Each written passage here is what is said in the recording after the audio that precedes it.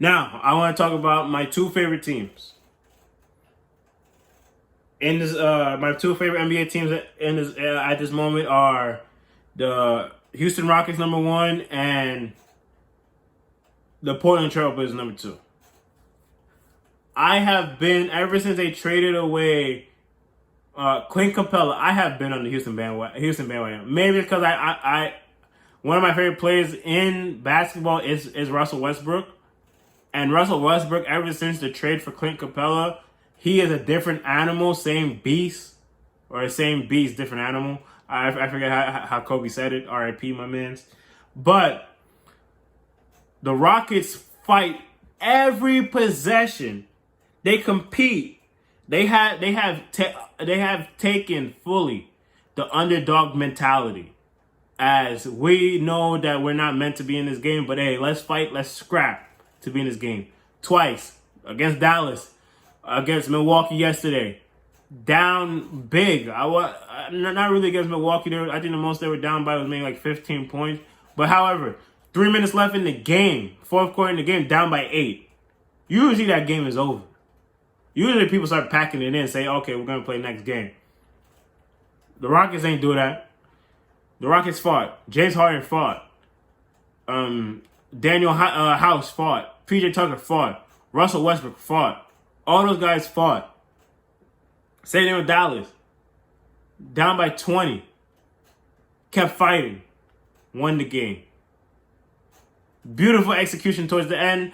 Down by, I think it was like 4 points or 3 points, something like that. James Harden got fouled, made the first shot, missed the second free throw on purpose. Robert Covington gets it, tips it in. Beautiful play. Those guys will be scrapping. Those guys will not be an easy out for nobody. There is one way to beat them.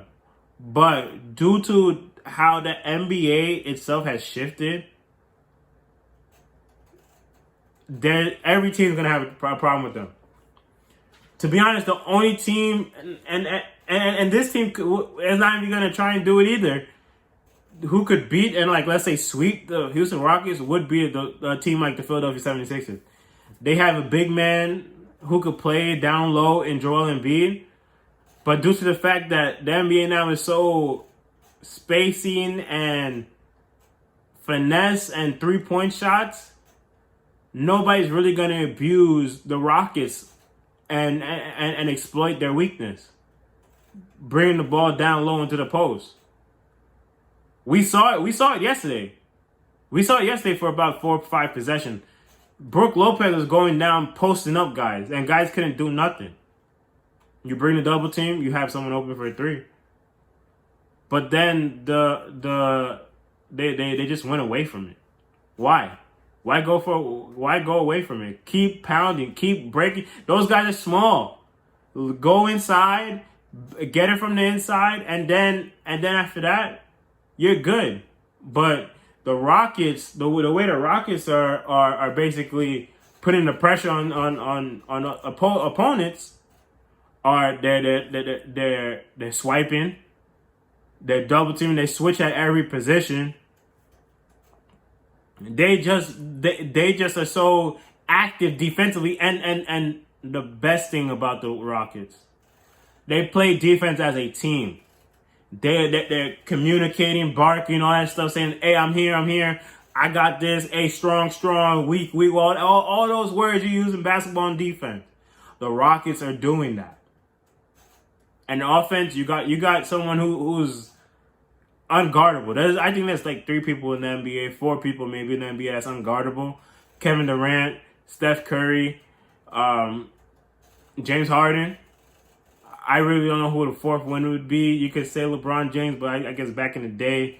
But those 3 guys are unguardable. James Harden is a walking bucket. He's a automatic bucket. And I still don't understand how some of his shots be falling. But the Rockets, and then they have the grit from Russell Westbrook. So they have the finesse and all that stuff from James Harden.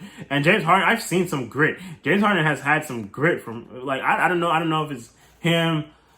I guess Russell Westbrook brushing off him, but James Harden, those 2 games I seen against the Mavericks and the Bucks, is a different James Harden I've seen.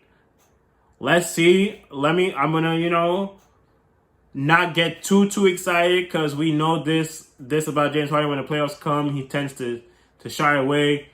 Russell Westbrook, I kind of give Russell Westbrook a little pass. I still can't forgive him for what Dame Dollar did to him last year, but I kind of give him a pass for years prior because he basically propelled his team to make it to the playoffs. So by the time the playoffs came, he was exhausted. But hey, let's see what happens. But the Rockets are for real. Do not overlook the Houston Rockets. Don't say, because they're small, they could lose the series. The Rockets, if things play out right, the Rockets could make the NBA, could make the Western Conference Finals, and maybe squeeze into the NBA Finals. And